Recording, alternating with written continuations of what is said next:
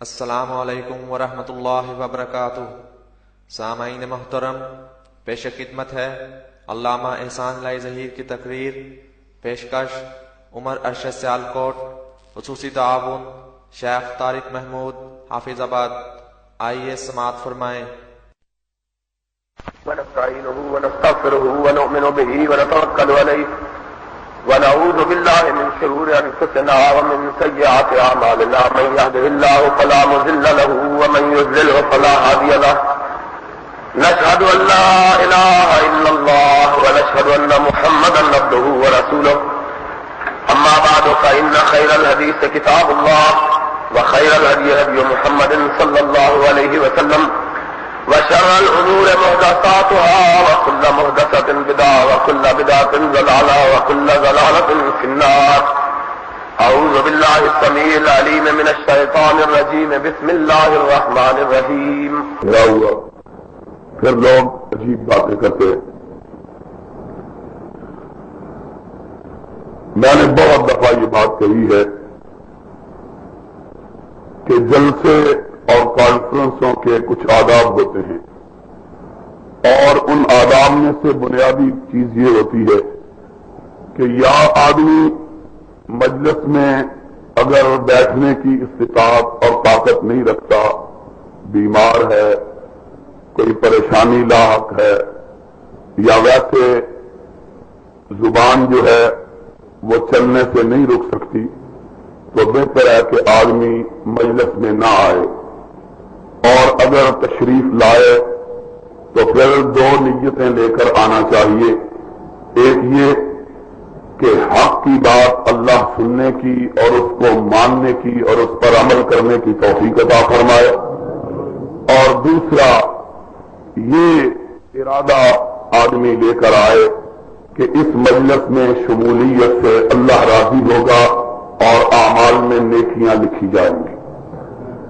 نبی کائنات صلی اللہ علیہ وسلم کا ارشاد گرامی ہے، آپ فرمایا کرتے تھے کہ جب خطیب خطبے کے لیے کھڑا ہو جائے جمعہ کے دن، تو اگر کوئی شخص تنکا بھی توڑتا ہے تو اس کے بھی اعمال ضائع ہو جاتے ہیں۔ کیا مطلب تھا؟ مطلب یہ تھا کہ پھر اس سے یہ بات نمایاں ہوتی ہے کہ آدمی کا مجلس میں، محفل میں، درس میں، واعظ میں، نصیحت میں، مسجد میں آنے کا مطلب یہ نہیں ہے کہ اللہ کے دین کی بات سنی جائے، بلکہ یہ ہے کہ چلو تھوڑا سا وقت گزار کے چلے آئیں۔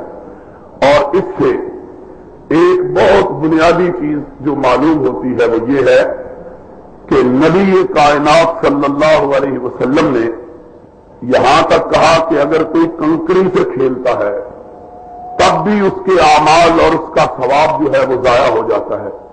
اس سے یہ بھی معلوم ہوتا ہے کہ ہلکی سی حرکت بھی کہنے والے اور سنانے والے کے دل اور دماغ پہ بڑی اثر انداز ہوتی ہے۔ اور میں نے یہ بات بہت دفعے اپنے خطبات میں، اپنی تقاریر میں اور اپنے جلسوں میں کہی ہے کہ تقریر بنیادی طور پر خطیب نہیں کرتا، بلکہ تقریر سامعین کرواتے ہیں۔ کیا مطلب ہے؟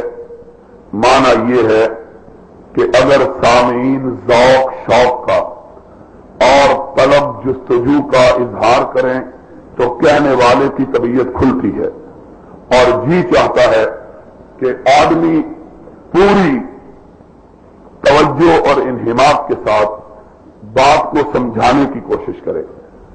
اور اگر خطیب یہ محسوس کرے کہ سننے والے تو پتہ نہیں کہاں پہنچے ہوئے ہیں، وہ بھی سوچتا ہے کہ مجھے اپنے پھیپھڑے خراب کرنے کی ضرورت کیا ہے، اگر یہ نہیں سنتے تو میرا آواز کوئی شربت بنفشہ تو ہے نہیں کہ جس میں آدمی برف ڈالے اور گھول کے سامعین کو پلا دے، ایسی بات نہیں ہوتی۔ تو بہرحال میرا گزارش کرنے کا یہ مدعا خواہ خواہ 2-4 منٹ اس بات میں صرف ہو گئے ہیں کہ آدمی کو کوئی کسی قسم کی حرکت نہ کرنا چاہیے، اور نبی کائنات صلی اللہ علیہ وسلم نے ارشاد فرمایا ہے کہ اگر کوئی حرکت کر بیٹھے تو اس کو روکنا بھی نہیں چاہیے، کہ روکنے سے بھی خرابی پیدا ہوتی ہے۔ اتنے نبی کائنات صلی اللہ علیہ وسلم نے مجلس کے آداب سکھلائے ہیں۔ تو بہرحال آج کا موضوع بڑا اہمیت کا حامل ہے. آپ دعا کریں کہ اللہ مجھے حق بات کہنے کی توفیق عطا فرمائے اور آپ کو سننے کی اور ہم سب کو اسے اختیار کرنے اپنانے کی توفیق عطا فرمائے. اس موضوع کی اہمیت اس لحاظ سے بہت بڑھ جاتی ہے کہ خلافت راشدہ کی بات ہے اور اس کی اہمیت اس وجہ سے بہت زیادہ ہے اور تھی، اور خاص طور پر ان ایام میں کہ یہ ایام جو ابھی ہم بتا رہے گزار رہے ہیں، ان ایام میں چند لوگوں نے حضرت حسین رضی اللہ تعالی عنہ کی شہادت کی آڑ لے کر، جو کہ اسی ماہ محرم کی 10 تاریخ کو واقع ہوئی تھی، اپنی زبانوں کو اس قدر بے لگام کیا کہ انہیں اس بات کی کھلی چھٹی دے دی گئی کہ وہ چاہیں تو ان اکابرین امت اور اسلاف ملت کے خلاف ہرزہ سرائی کریں کہ جن کا اگر وجود نہ ہوتا تو نہ جانے آج ہم لوگ مسلمان بھی ہوتے کہ نہ ہوتے. اور جن لوگوں نے اپنی جوانیوں کی قوتوں اور طاقتوں اور اپنی زندگی بھر کی کوششوں اور کاوشوں اور اپنے عمر بھر کے اثاثے کو اللہ کی راہ میں اس لیے لٹایا کہ اللہ کا دین برابر ہو جائے اور کائنات میں حضرت محمد الرسول اللہ صلی اللہ علیہ وسلم کی تعلیمات کا شہرہ پھیل جائے، ان کے خلاف گفتگو کی جاتی ہے. اور افسوس کی بات یہ ہے کہ اس کے لیے بہانہ بنایا جاتا ہے حضرت حسین ابن علی رضی اللہ تعالی عنہما کی شہادت کو.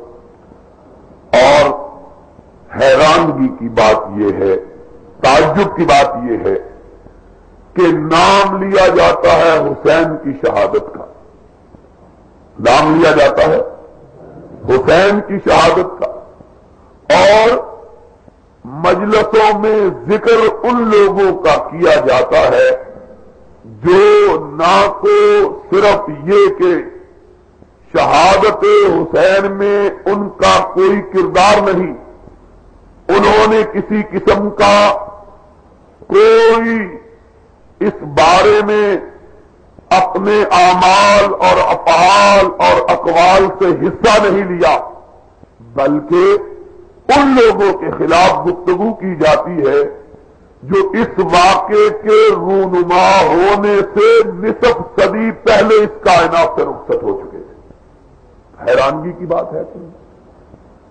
کہ اگر شہادت حسین کا تذکرہ کرتے ہوئے ان لوگوں کے خلاف یا ان لوگوں کے متعلق گفتگو کی جاتی جن کا کسی نہ کسی طریقے سے اس واقعے میں ہاتھ ہے، تو بات سمجھ میں آ سکتی تھی کہ بھائی چند لوگوں کا یہ نقطہ نگاہ ہے کہ فلاں اور فلاں شخص نے حضرت حسین رضی اللہ تعالی عنہ کی شہادت میں کسی نہ کسی طور سے حصہ لیا،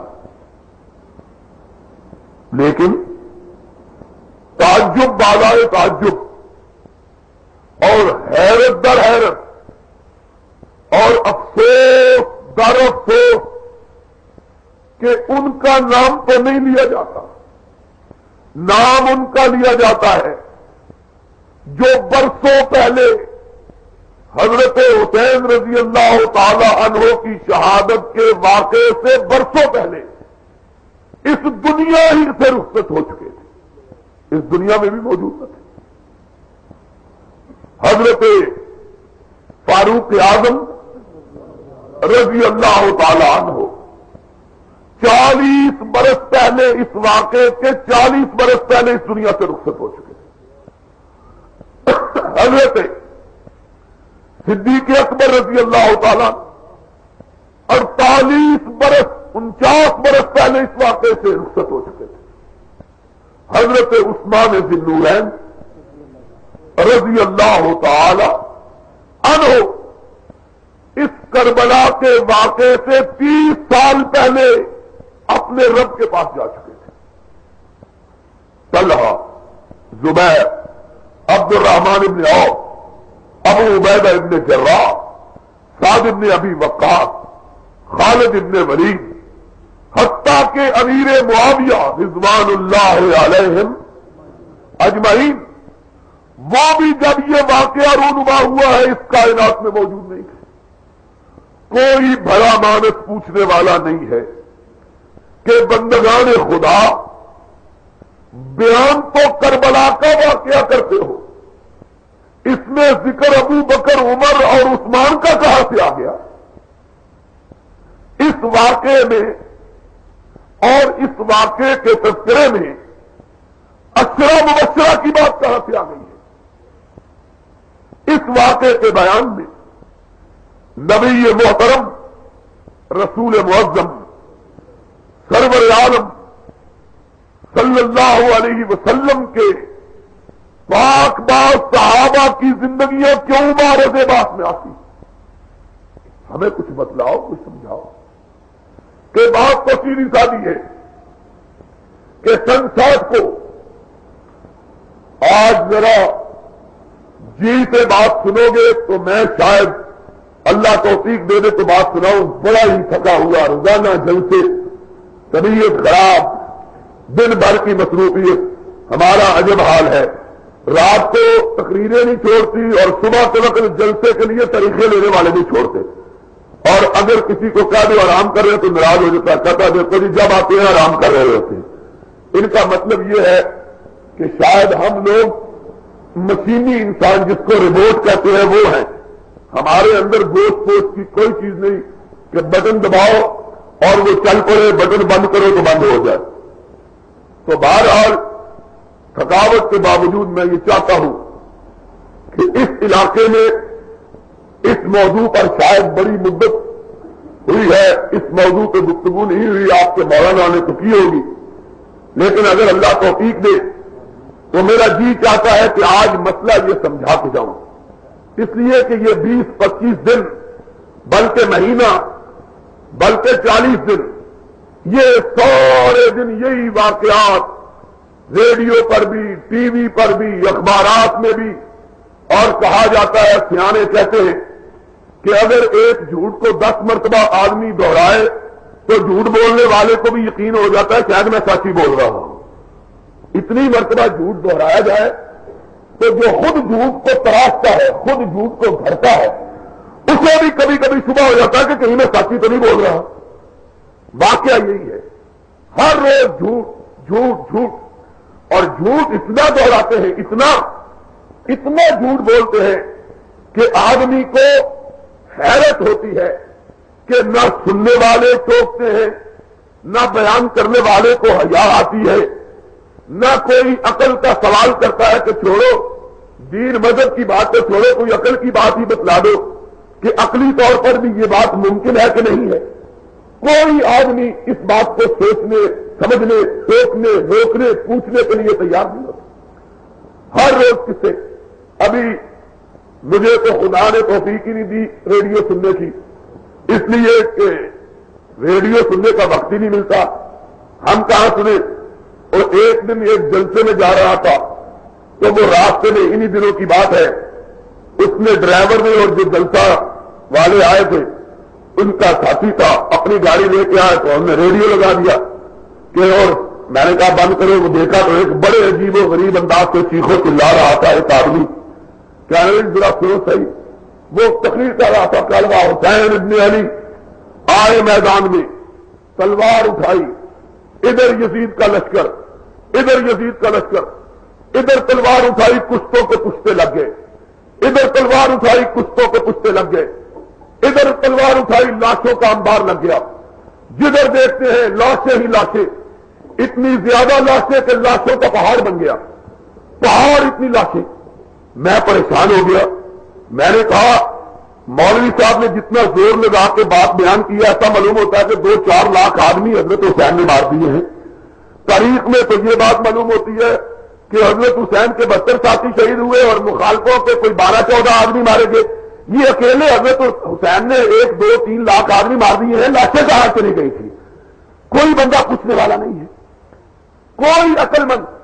اور پھر ایک ذاکر تقریر کر رہا تھا, معصوم جا رہا ہے, قافلے کا شہزادہ جا رہا ہے, اور دیکھو یہ ہو رہا ہے. تو میں بڑا حیران ہوا. میں نے کہا اس کی بات سن کے, اور آپ بھی ذرا اپنے دماغ کو زور ڈال کے دیکھیے کہ آپ کا بھی یہی تصور ہوگا کہ جب ان سے آدمی یہ بات سنتا ہے تو ایسا معلوم ہوتا ہے کہ 15-16 سال کا نوجوان ہے, بالکل معصوم تھا, جس نے زندگی میں کبھی تلوار بھی نہیں اٹھائی. یہ بیچارہ لڑنے کے لیے جا رہا ہے اور وہاں بڑے بڑے بندوں نے اس کو گھیر لیا اور شہید کر دیا ہے. اتنا پتہ نہیں ہے بیان کرنے والے کو کہ اس کی اپنی کتابوں کی روایت کے مطابق حضرت حسین کی عمر اس وقت 59 سال تھی. ایک کم 60 سال, اور ایک کم 60 سال کا بندہ جوان اور بچہ نہیں ہوتا بلکہ بوڑھا ہوتا ہے. ایک بابے کی عمر بھی میرا خیال ہے 60 سال ہی ہونی ہے. سفید بال اور بچے, بیویاں اور جوانی تو بڑی بات ہے. 100 سال سے آگے 40 برس کی زندگی کو لوگ کہتے ہیں کہ یہ عمر کی انتہا اور کمالیت کے دن ہوتے ہیں. اور جو 59-60 سال کا آدمی ہو اس کے لیے تو اس طرح کے لفظ بولتے ہوئے بھی آدمی کو حیا آنی چاہیے کہ کیا لفظ بول رہے ہیں. بالکل ایسا معلوم ہوتا ہے جس طرح ایک ننا منا سا بچہ جو ہے اس کو لوگوں نے گھیر گھار کے بلایا. تو خدا کا خوف کرو. 59 سال حضرت حسین کی عمر ہے. 59 برس, 59-60 برس کا ایک بوڑھا انسان. ظاہری بات ہے کہ اب جو بندہ لڑنے کے لیے جاتا ہے 2 ہی کام ہوں گے, یا لڑے گا مارے گا یا نہیں مارے گا تو شہید ہو جائے گا. اس کا نتیجہ تو یہی ہوتا ہے. لڑنے کے 2 ہی نتیجے نکلتے ہیں, یا آدمی دشمنوں کو ختم کرتا ہے یا لڑتے ہوئے خود شہید ہو جاتا ہے, جان دے دیتا ہے. اب اس میں اتنے بڑے افسانوں, قصوں, کہانیوں کی ضرورت. اور کیا جی کہ پانی آ رہا ہے, پانی منہ میں نہیں جا رہا, بالکل اس طرح جس طرح کے 1.5-2 سال کا بچہ ہو, پانی پلانے کے لیے لوگ آتے ہیں اور کوئی پانی پوچھنے نہیں دیتا. کوئی بات ہے؟ عقل کی بات کرو. حضرت حسین رضی اللہ تعالی عنہ, یہ اس طرح کے قصے, اس سے ان کی. اور پھر کہتے کیا ہے, شہزادہ گلگو کبا, وہ کائنات کا امام حسین کا نانا, یہ تو بادشاہتوں اور شہزادگیوں کو مٹانے کے لیے آیا تھا, تم نے محمد کے نواسے کا نام ہی شہزادہ رکھ دیا ہے. کتنے تعجب کی بات ہے. دماغ کے اندر کس طرح کی شہنشاہی کی بو پڑی ہوئی ہے.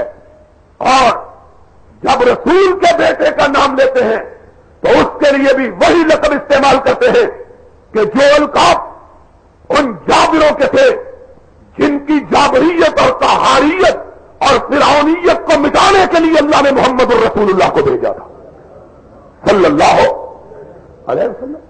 قصہ کیا ہے؟ تو آؤ, آج حقیقی بات یہ ہے کہ لوگوں کو واقعہ کربلا کی حقیقت کا بھی علم نہیں ہے, اور سنیوں کو بھی معلوم نہیں. بیڑا غرق سنیوں کا بھی ہو گیا ہے, اس لیے کہ سنی بھی وہی قصے اور کہانیاں بیان کرتے ہیں جو کہ شیعہ میتھالوجی نے لوگوں کے ذہنوں میں جس کا جال اور تانا اور بانا بنا ہوا ہے. اچھے خاصے مولوی, اچھے خاص وائز, اچھے خاصے خطیب شہادت حسین کا تذکرہ اسی طرح کرتے ہیں جس طرح کے شیعہ ذاکر اپنی مجلسوں میں کرتے ہیں. حق بات کہتے ہوئے زبانوں میں لڑکھڑاہٹ اور دماغوں میں ہچکچاہٹ پیدا ہوتی ہے. محمد الرسول اللہ صلی اللہ علیہ وسلم کو رب کائنات نے جو دین عطا کیا اس میں نہ کسی کی روح نہ رعایت, نہ کسی کے لیے مداحنت, نہ منافقت. کہا فاصدع بما تؤمر وارض للمشرکین. اے میرے محبوب, تیرا کام یہ ہے کہ جو حق ہو اس کو کھول کھول کر بیان کر. یہ نہ دیکھ کے لوگوں کی پیشانیوں پہ مسکراہٹ آتی ہے کہ سلوٹیں پڑتی ہیں. قرآن نے ہم کو یہ نہیں بتایا کہ تم بھی قصے اور کہانیاں بیان کرنا شروع کر دو. اچھے اچھے لوگ قصہ گو بن گئے ہیں. حقیقی بات یہ ہے کہ 10 محرم کو جو واقعہ رونما ہوا ہے، اس کا آغاز سن 60 ہجری کو ذی الحجہ کے ابتدائی ایام میں ہوا کہ حضرت حسین رضی اللہ تعالیٰ عنہ کو پتہ چلا کہ حضرت امیر معاویہ رضی اللہ تعالیٰ عنہ کی وفات ہو گئی ہے۔ وہ امیر معاویہ جس کی بیعت خود حسین نے کر رکھی تھی۔ سنا ذرا بات، آج انشاءاللہ مسئلہ سمجھا کے جاؤں گا۔ وہ معاویہ جس کی بیعت خود حسین نے کی ہوئی تھی، حسین نے بھی کی تھی، جس کی بیعت اس کے بھاڑے بھائی حضرت حسن نے بھی کی ہوئی تھی، وہ معاویہ فوت ہوئے۔ اور ذاکر واعظ اور ہمارے ان پڑھ مولوی بھی حضرت معاویہ کا نام لیتے ہوئے ہچکچاتے ہیں، ان پر دشنام دیتے ہیں۔ ان سے جا کے پوچھو کہ جاؤ، ہم تو ثابت کر رہے ہیں صدیق و فاروق و عثمان کی خلافت کو، لیکن اگر تم ہم سے پوچھتے ہو تو ہم کو یہ بتلاؤ کہ مسئلہ صرف صدیق فاروق اور عثمان کا نہیں، بلکہ تمہارے 2 معصوم اماموں نے تو حضرت معاویہ کی امامت کو بھی مانا ہوا ہے، حضرت معاویہ کی خلافت کو بھی تسلیم کیا ہوا ہے۔ اور اگر معاویہ کی خلافت غلط تھی تو سن 40 ہجری سے لے کر سن 60 ہجری تک 20 سال کے طویل عرصے میں حسین نے معاویہ کی خلافت کو چیلنج کیوں نہیں کیا؟ بتلاؤ، 20 سال معاویہ کی خلافت کو جناب حسین نے رضی اللہ تعالی عنہما قبول کیے رکھا، ایک لفظ زبان سے نہیں کہا۔ اور حوالہ سنیوں کی کتاب کا نہیں، حوالہ شیعہ کتاب رجال کشی کا، کربلا کے اندر شیعوں نے کتاب چھپوائی ہے، 30ویں صدی ہجری، آج سے 1200 سال پہلے کا مصنف ہے۔ اور دوسری کتاب حیات القلوب ملا باقر مجلسی ایرانی کی، جو ایران کے شیعہ پرست نے چھاپی، اس کا حوالہ ہے۔ دونوں کتابوں کے اندر لکھا ہے کہ حضرت حسن رضی اللہ تعالیٰ عنہ نے جب حضرت معاویہ رضی اللہ تعالیٰ عنہ سے صلح کی تو شرائط طے ہوئی، اس کے بعد حضرت معاویہ رضی اللہ تعالیٰ عنہ نے حضرت حسین کی شرائط کو تسلیم کیا، حضرت حسن کی شرائط کو تسلیم کیا۔ جب شرائط تسلیم ہو گئی، حضرت حسن نے، علی کے بیٹے نے، خلافت سے دستبردار ہو کر اس مسجد کے اندر، جس مسجد کو ان کے بابا حضرت علی نے بنوایا تھا، اس مسجد کے اندر اپنے باپ حضرت علی کا منبر رکھوایا اور اس پر حضرت امیر معاویہ کو بٹھایا، خود نیچے بیٹھے، معاویہ کو اوپر بٹھایا، کہا کائنات کے لوگوں سن لو، آج رسول کا نواسا علی کا بیٹا خلافت سے دستبردار ہو کر اپنا خلیفہ امیر معاویہ کو مان رہا ہے۔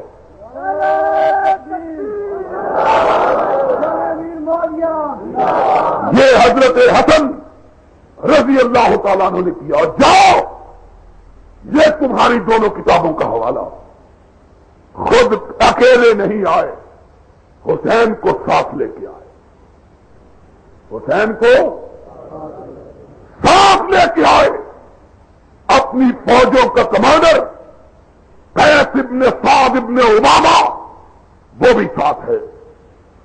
کہا امیر معاویہ رضی اللہ تعالیٰ عنہ میرا امام ہے۔ پھر حسین کی طرف دیکھا، اس حسین کی طرف جن کا نام نامی اس میں گرامی دے کر تم صدیق و فاروق پہ کیچڑ اچھالتے ہو، اس حسین کی طرف دیکھا، کہا کم وبائیے، حسین اٹھو، میں نے معاویہ کی امامت کو مانا ہے، تم بھی معاویہ کے ہاتھ پہ بیٹھ کر کے اس کو اپنا امام مانو۔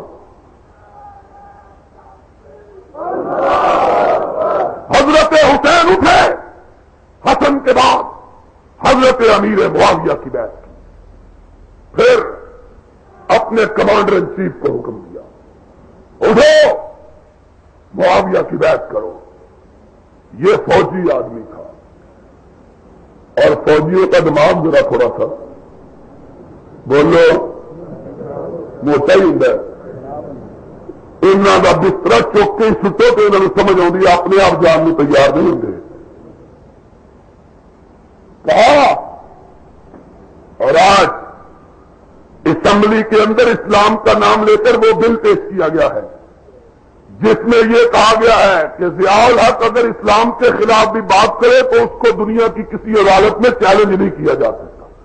یہ اسلام ہے، اور محمد الرسول اللہ صلی اللہ علیہ وسلم کا لایا ہوا اسلام کیا تھا؟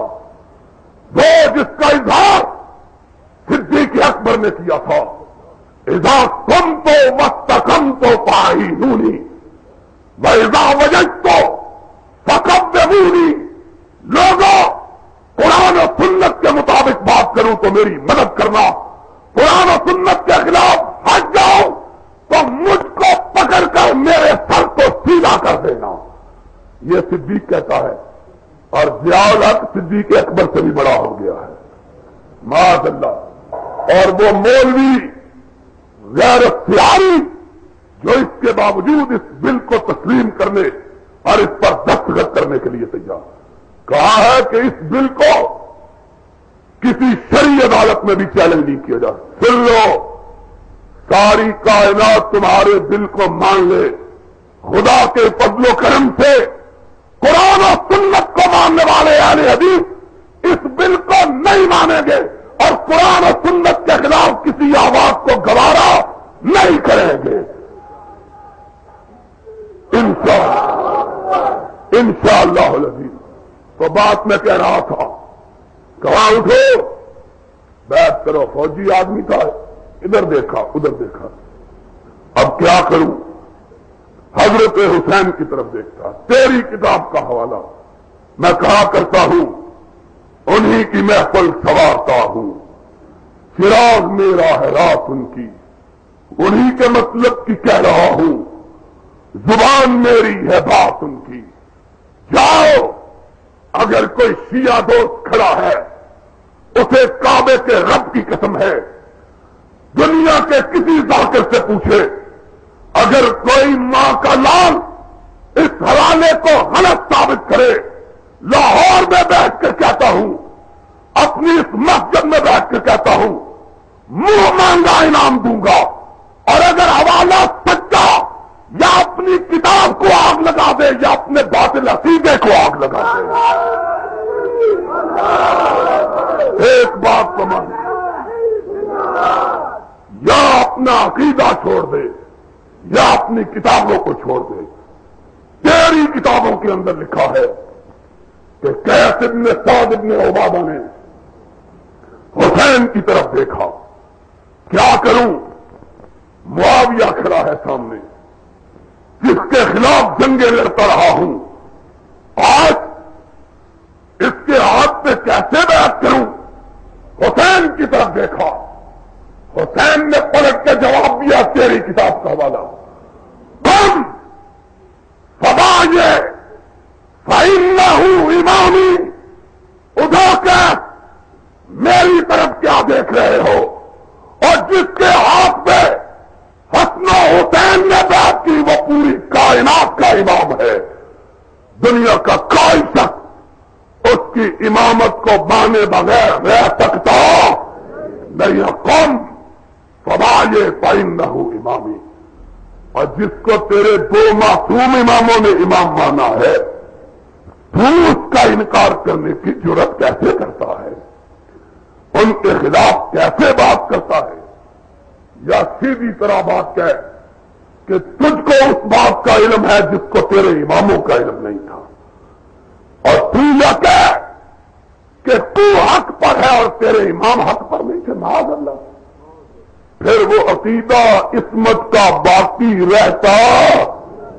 عقیدہ امامت کے لیے یہ ہے کہ امام وہ ہوتا ہے جس سے کوئی غلطی ہو سکتی، اور اس سے ان دو ہیں، ایک بھی امام نہیں، کتنے امام؟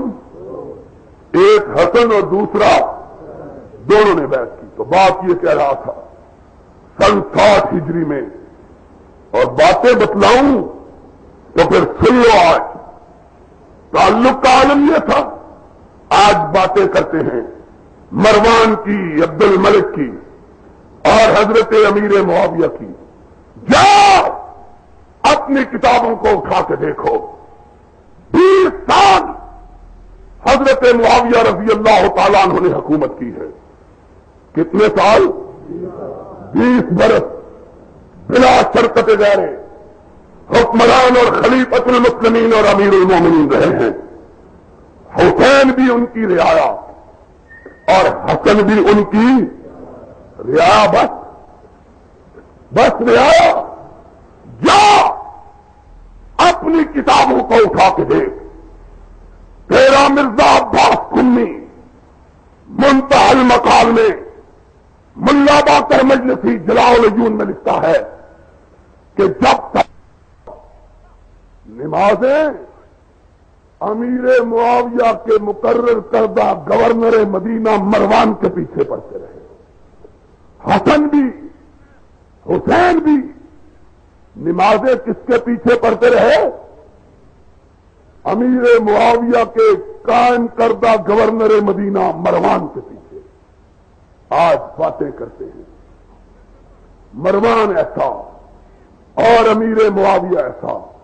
اگر امیر معاویہ ایسا ہوتے تو حسن اور حسین کو امیر معاویہ سے وظیفہ لینے کی ضرورت نہ تھی، اس کو جائز نہ سمجھتے اور ان کے خلاف جہاد کرتے، خروج کرتے، باہر نکلتے، تلوار بے نام کرتے۔ 20 سال کے طویل عرصے میں ایک دفعہ، 20 سال کے طویل عرصے میں ایک دفعہ بھی حضرت امیر معاویہ کے خلاف زبان شکوہ کو حرکت ایک دفعہ۔ آج یہاں مسئلہ کفر اسلام کا بنا لیا ہے، کافر مسلمان، تیرے کہنے سے نہ کوئی کافر ہوتا ہے، نہ تیرے کہنے سے کوئی مسلمان بنتا ہے۔ کون کافر کون مسلمان؟ میرا عقیدہ یہ ہے جس کے ہاتھ سے حسن و حسین بیعت کرے وہ کبھی کافر ہو سکتا؟ اور میرا تو تیرے اماموں کے بارے میں یہ عقیدہ ہے، اور تیرا اپنے اماموں کے بارے میں عقیدہ کیا ہے کہ امام اور معصوم ہوتے ہوئے بھی انہوں نے کافروں کی بیعت کرنی تھی؟ کچھ خدا کا خوف کرو۔ ابھی بتلاؤں گا تعلقات۔ تو بات یہ ہو رہی تھی سن 60 ہجری میں حضرت امیر معاویہ رضی اللہ تعالی عنہ کا انتقال ہوا۔ 40 ہجری میں حضرت حسن رضی اللہ تعالی عنہ ان کے ہاتھ پر بیعت کر کے خلافت سے دستبردار ہوئے، اور 20 سال حضرت معاویہ نے بلا شرکت غیر حکومت کی، کسی نے ان کی خلافت اور امامت کے خلاف کبھی زبان شکوہ کو حرکت نہیں۔ 60 میں انتقال ہو گیا۔ حضرت امیر معاویہ کے بعد یزید کو ان کی جگہ خلیفہ بنایا گیا۔ اب یہاں رک کے یہ بات بھی سمجھ لو، یار کہتے ہیں یہ بڑا ظلم ہوا ہے۔ کیا ظلم ہوا ہے؟ کہتے ہیں باپ کے بعد بیٹے کو خلافت مل گئی۔ ہم نے کہا ہوش سے ذرا مسئلہ سن لینا، آج اللہ کے فضل و کرم سے اس طرح مسئلہ سمجھاؤں گا کہ پہلے کبھی نہ سمجھا ہوگا اور پھر قیامت تک کبھی نہیں بھولے گا انشاءاللہ۔ یہ بات خلافت باپ کے بعد کس کو مل گئی؟ بیٹے کو۔ ملا وائز گلا پھاڑ پر کہتا ہے اسلام کی تاریخ بدل گئی۔ کیا بدل گئی؟ ابھی باپ کے بعد بیٹا حکمران ہو گیا، اسلام تبدیل ہو گیا۔ میں کہتا ہوں اگر میں اہل حدیث کا بیٹا، اہل سنت کا فرزند یہ بات کہوں تو شاید اس بات کا کوئی وزن ہو، شاید اس بات کا کوئی وزن ہو، اس لیے کہ ہمارے نزدیک باپ کے بعد بیٹا خلافت کا حقدار نہیں ہوتا، باپ کے بعد بیٹا خلافت کا حقدار، ہمارے نزدیک امامت وراثت کی چیز نہیں ہے، ہمارے نزدیک امامت وراثت کی چیز، اس لیے کہ کائنات کے انسان جب فاروق اعظم کے آخری لمحات میں فاروق اعظم کی بارگاہ میں آئے اور آ کے کہا فاروق اس دنیا سے جا رہے ہو، اپنے باپ اپنے بیٹے عبداللہ ابن عمر کو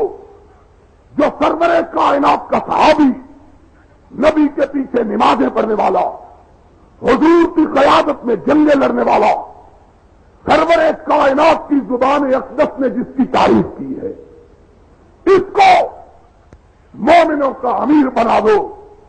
تو فاروق نے آنکھ اٹھا کے جواب دیا، نہیں نہیں، میں قیامت کے دن اپنے رب سے یہ نہیں سننا چاہتا کہ میرا رب جب مجھ سے پوچھے کہ عمر امت کی باغ دوڑ کس کو دے کے آیا تھا، تو میں یہ نہیں سننا چاہتا کہ جواب میں یہ کہا جائے کہ اپنے بیٹے کو دے کے آیا تھا، نہیں نہیں، میں کہنا چاہتا ہوں رب کی بارگاہ میں، اللہ میں اس کمیٹی کو سونپ آیا تھا جس کمیٹی کے ارکان کو تیرے نبی نے اپنی زبان اقدس سے جنت کی بشارت عطا فرمائی تھی، اپنے بیٹے کو نہیں دینا چاہتا، جس نے رسول وضع کیا تھا۔ سن لو آج اللہ کی رحمت سے یہ مسئلہ بھی، جس نے کنبا پروری خیس پروری کی جڑ کاٹی تھی، یہ کہہ کر کہ جب وقت آخر آیا مجوسی نے آپ کی پشت مبارک پہ خنجر سوار کیا، آپ زخمی ہو کر گرے، موت کی بے ہوشیاں طاری ہوئی، تو آپ نے اس وقت ان لوگوں کو بلایا جن کو نبی کائنات نے نام لے کے جنت کی بشارت دی ہے۔ کل کتنے لوگ تھے؟ 10۔ فاروق کے زمانے میں کتنے زندہ تھے؟ 7۔ 8 میں خود فاروق تھے، 7 تھے زندہ، 8 میں خود، کل 10 تھے۔ ایک صدیق اکبر، فاروق اعظم، عثمان ذی النورین، علی مرتضی، طلحہ، زبیر، عبد الرحمن ابن عوف، حضرت ابو عبیدہ ابن جراح اور حضرت سعید ابن عاص رضی اللہ تعالی عنہم اجمعین۔ صدیق بھی فوت ہو چکے تھے اور حضرت ابو عبیدہ ابن جراح رضی اللہ تعالی عنہ بھی فوت ہو چکے تھے۔ باقی کتنے؟ 8۔ باقی کتنے؟ 8۔ ان میں سے 8 میں خود حضرت فاروق اعظم، باقی کتنے؟ 7۔ بلایا 7 کے ساتھ کو اور 6 کے لیے حکم دیا کہ ان میں سے کسی ایک کو خلیفہ منتخب کر لے گا۔ منتخب کتنے چھوڑے؟ 6۔ باقی کتنے تھے؟ 7۔ کل کتنے تھے؟ 7۔ خلافت کتنے لوگوں میں محدود کی؟ 6 میں۔ 7ویں کو کیوں نکالا جانتے ہو؟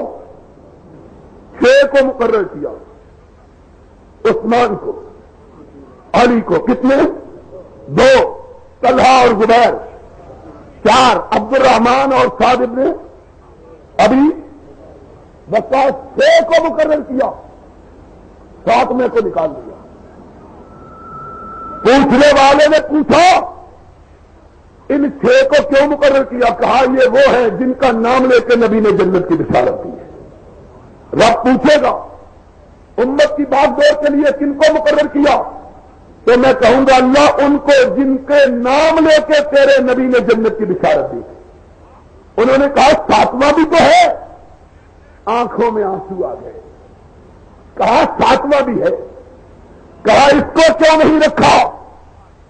کہا اس کو اس لیے نہیں رکھا کہ یہ عمر کا بہنوئی ہے، یہ عمر کا بہنوئی ہے، اور میں قیامت کے دن چاہتا ہوں کوئی یہ نہ کہے کہ آتے ہوئے مسلمانوں کے اقتدار کے لیے جو کمیٹی بنائی تھی اس میں اپنے رشتے دار کو بھی رکھ دیا تھا۔ اتنا احساس کہ اپنے رشتے دار کو نبی کی زبان اقدس سے جنت کی بشارت پانے کے باوجود خلافت کمیٹی میں رکھنا گوارا۔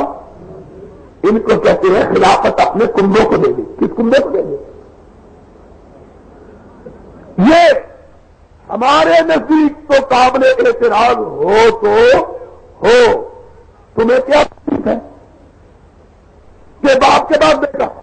ان کو یہ بات کہنے کا کیا حق ہے جن کے مذہب کی بنیاد ہی اس بات پر ہے کہ باپ کے بعد بیٹا، بیٹے کے بعد پوتا، پوتے کے بعد پڑپوتا، پڑپوتے کے بعد اس کا بیٹا، اس کے بعد اس کا بیٹا، اس کے بعد اس کا بیٹا، اور جن کی امامت چلتی ہی نسل میں ہے ان کو معاویہ پہ اعتراض کا حق کہاں سے مل گیا ہے؟ جن کے مذہب کی بنیاد وراثت پر ہے وہ اعتراض کیوں کرتے ہیں؟ ان کو کیا حق ہے اعتراض کرنے کا؟ اور مسئلہ سمجھ آیا کہ نہیں آیا؟ جن کے مذہب کی بنیاد ہی نسل پرستی پر ہے، جن کے مذہب کی بنیاد ہی وراثت پہ ہے، وہ امیر معاویہ پر۔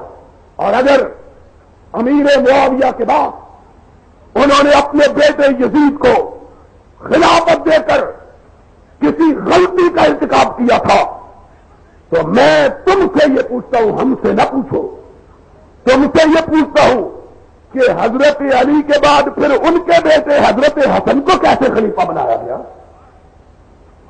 اگر یہ بات غلط تھی تو اس کا ارتکاب معاویہ سے 20 برس پہلے حضرت علی نے کیا تھا رضی اللہ تعالی۔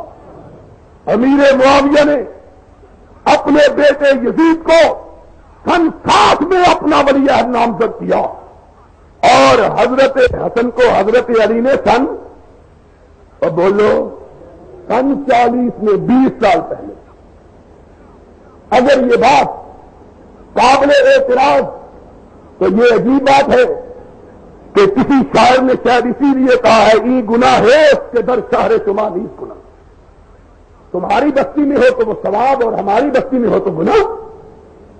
میں یاد ہے کہ رکھو ہمارے لیے بھی وہی پیمانہ اور اپنے لیے بھی وہی پیمانہ۔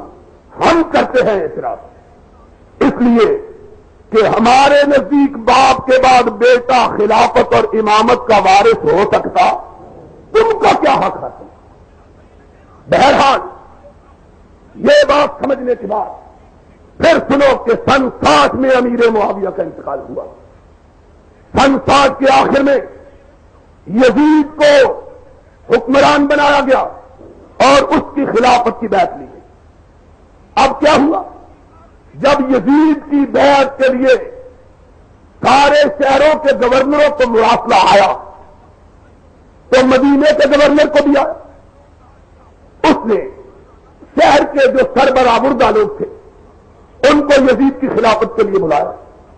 ان میں حضرت حسین بھی تھے، حضرت صدیق اکبر کے بیٹے حضرت عبد الرحمان بھی تھے، اور حضرت عمر کے بیٹے حضرت عبداللہ ابن عمر بھی تھے، اور بعض روایات کے مطابق ان میں حضرت زبیر کے بیٹے حضرت عبداللہ ابن زبیر بھی تھے، لیکن صحیح روایت یہ ہے کہ وہ پہلے ہی مدینے سے رخصت ہو چکے تھے۔ چنانچہ ان سے کہا گیا کہ یزید کی بیعت کرو۔ حضرت حسین نے اجازت چاہی گورنر کو کہا کہ دیکھو ابھی ابھی ہمیں امیر معاویہ کی وفات کی خبر ہوئی، یزید کے حکمران بننے کی اطلاع ہوئی ہے، ابھی ہم کو غور و فکر کی اجازت دو، ہم سوچ سمجھ کے بتلائیں۔ اس نے کہا نہیں میں مہلت نہیں دے سکتا۔ حضرت حسین نے کہا مجھے صبح تک مہلت چاہیے، اس نے صبح تک مہلت دی۔ حضرت حسین رضی اللہ تعالی عنہ نے رات کی تاریکی سے پیدا اٹھا کر مدینے سے کوچ کر لیا۔ آپ مکہ مکرمہ آپ پہنچے۔ اس زمانے میں اونٹوں پہ لوگ سفر کرتے تھے۔ حضرت حسین کے مکہ مکرمہ میں پہنچنے کی خبر کوفہ کے لوگوں کو ملی، اور جانتے ہو کوفہ کے لوگ کون ہیں؟ کوفہ کے لوگ وہ ہیں جن کے شہر کو حضرت علی نے مدینہ منورہ سے دارالخلافہ منتقل کر کے اس شہر کو دارالخلافہ بنایا تھا۔ پہلے دارالحکومت کون سا شہر تھا؟ مدینۃ النبی۔ حضرت علی نے مدینۃ النبی سے خلافت کو منتقل کیا اور کوفہ کو دارالحکومت قرار دیا۔ اب اس شہر کے بھاگ جاگ اٹھے۔ ظاہری بات ہے کہ جو کیپٹل ہوتا ہے دارالحکومت ہوتا ہے اس کی اہمیت بہت زیادہ ہوتی ہے، وہاں کے لوگوں میں خوشحالی آتی ہے۔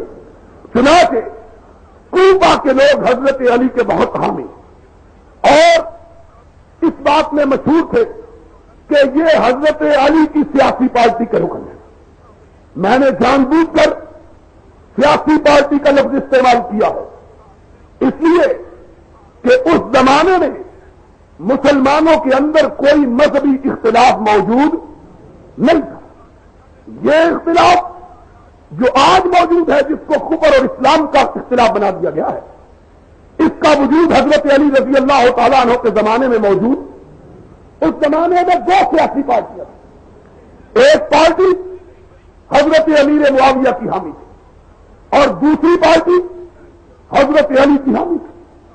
دونوں کے اختلافات سیاسی تھے، مذہبی اختلاف ان کے اندر موجود۔ چنانچہ کہا جاتا ہے جادو وہ جو سر چڑھ کے بولے۔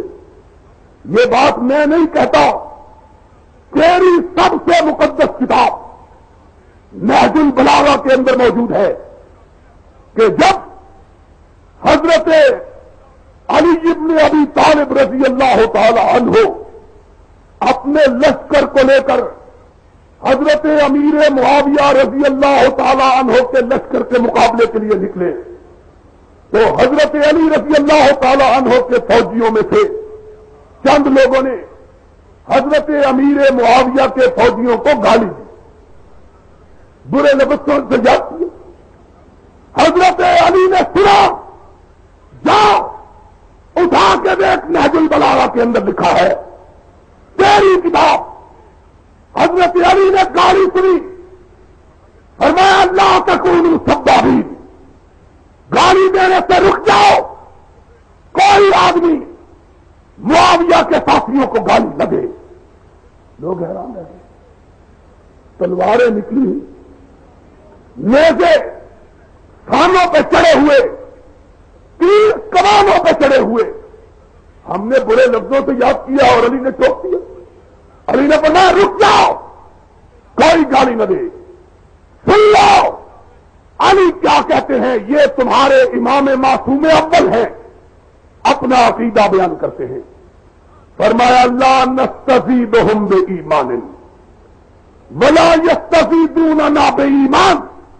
اور میرے ساتھیوں سن لو، ہمارے درمیان اور معاویہ کے درمیان کوئی مذہبی اختلاف نہیں، بلکہ میں علی یہ کہتا ہوں کہ میں معاویہ سے اتنا ہی ایمان میں برابر ہوں جتنے کہ عام مسلمان۔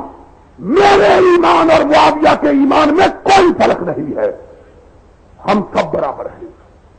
لا یستزیدوننا بایمان ولا نستزیدہم بایمان۔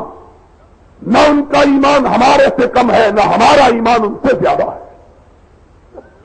ان کا خدا وہی ہے جو ہمارا خدا ہے، ان کا نبی وہی ہے جو ہمارا نبی ہے، ان کی کتاب وہی جو ہماری کتاب ہے۔ الا ما اختلفنا فی دم عثمان ونحن منہ براء۔ ہمارے درمیان جو اختلاف پیدا ہوا ہے وہ جناب عثمان کی شہادت کے بارے میں ہم نے شہادت عثمان میں کوئی حصہ نہیں لیا.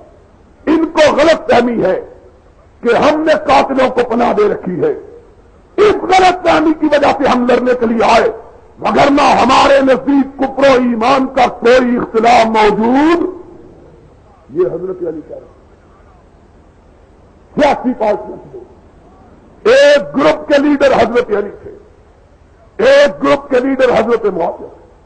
دونوں میں کفر و ایمان، اور یہی وجہ ہے کہ جب جنگ صفین ہوئی حضرت علی رضی اللہ تعالیٰ عنہ کے ساتھیوں کی لاشوں کو اکٹھا کیا گیا اور حضرت معاویہ کی لاشوں کو بھی اکٹھا کیا گیا، ان کے ساتھیوں کی. لوگوں نے کہا معاویہ کے ساتھیوں کی لاشوں کو اٹھاؤ اور گھروں میں پھینک دو، اپنے ساتھیوں کی لاشوں کو اٹھاؤ، ان کا جنازہ پڑھو، ان کو کفناؤ، ان کو دفناؤ. علی نے جواب دیا، تیری کتاب کا حوالہ نہج البلاغہ، فرمایا نہیں، دونوں ایمان میں برابر ہیں، دونوں لاشوں کو رکھا جائے. غلط فہمی کی بنیاد پر اختلاف ہوا، علی ان دونوں کا اکٹھا نماز جنازہ پڑھا رہے گا، کوئی اختلاف نہیں. بہرحال سیاسی طور پر اختلافات نے اتنی وسیع خلیج حائل کر دی کہ آپس میں ملنا دشوار ہو گیا. لیکن کفر و اسلام کا فتویٰ دونوں جانبوں میں سے کسی نے دوسرے پر نہیں لگایا. حضرت معاویہ کی وفات کے بعد یزید کے دور حکومت کا جب آغاز ہوا، حضرت حسین چھپ کر مدینہ طیبہ سے نکل کر مکہ مکرمہ کی طرف آئے. کوفہ کے لوگوں کو علم ہوا، وہی کوفہ کے لوگ جو حضرت علی کے پارٹی کے لوگ تھے. انہوں نے جناب حسین کی خدمت میں خط لکھے، حسین تم نے بہت اچھا کیا، یزید کی بیعت نہیں کی، آؤ ہم تیرے باپ کی پارٹی کے لوگ تجھ کو بلاتے ہیں کہ آؤ ہمارے پاس آ جاؤ، ہم تجھ کو اپنا حکمران مان لیتے ہیں. خط پہ خط آنے لگے، ہر روز خط. ایک دن اتنے خط آئے کہ سیاہ مورخ مفید نے لکھا ہے کہ حضرت حسین کی بوری بھر گئی. اتنے خط آئے ہر روز کہ آ جائیے، ہمارے پاس آ جائیے، ہم آپ کو اپنا حکمران ماننے کے لیے تیار ہیں. آخر کار 18,000 کے قریب خط آئے حضرت حسین. حضرت حسین نے سوچا کہ یہ لوگ اتنا مجبور کر رہے ہیں، چلنا چاہیے. ساتھیوں نے مشورہ دیا کہ خود نہ چلیے، پہلے کسی کو اپنا نمائندہ بنا کے بھیجیے کہ حالات کو دیکھیں، حالات کیا ہیں. حضرت حسین نے اپنے تایا کے بیٹے حضرت عقیل، جو حضرت علی کے بڑے بھائی سے 10 سال بڑے تھے، ان کے صاحبزادے مسلم ابن عقیل کو کوفہ میں بھیجا کہ جاؤ، جا کے حالات کا پتہ کرو، حالات کیا ہے. بات لمبی ہو جائے گی. مسلم ابن عقیل بھی نوجوان آدمی تھا. کوفہ کے لوگوں کے جذبات دیکھے، ان کے بہلاوے میں آ گئے. حسین کو خط لکھا، حسین انتظار نہ کرو، فصل پک کے تیار ہو چکی ہے، کاٹنے والے کا انتظار ہے، جلدی سے آ جاؤ. اب ذرا جو بات بتلانا چاہتا ہوں وہ سن لو. جب حضرت حسین نے کوچ کا اعلان کیا مکہ مکرمہ سے، اس دن ذی الحجہ کی 8ویں تاریخ تھی. ذی الحجہ کی کتنی تاریخ تھی؟ 8ویں تاریخ. اور کوئی حاجی یہاں موجود ہوگا، اس کو پتا ہے 8ویں ذی الحجہ کو کیا ہوتا ہے؟ 8ویں ذی الحجہ کو یہ ہوتا ہے کہ مکے میں جو حاجی گئے ہوتے ہیں وہ حج کا احرام باندھتے ہیں اور مینا کی طرف احرام باندھ کے نکلتے ہیں. حج کے دن کا پہلا دن کون سا ہوتا ہے؟ 8 ذی الحجہ. 8 ذی الحجہ کو جب لوگ احرام باندھ کے مینا کی طرف جا رہے تھے، حضرت حسین نے اپنے قافلے کو لیا اور کوفہ کی طرف روک دیا. لوگوں نے پوچھا، حسین لوگ حج کے لیے جا رہے ہیں، تم کہاں جا رہے ہو؟ فرمایا مجھ کو میرے باپ کے شیعہ نے بلایا ہے، میں کوفہ میں جا رہا ہوں۔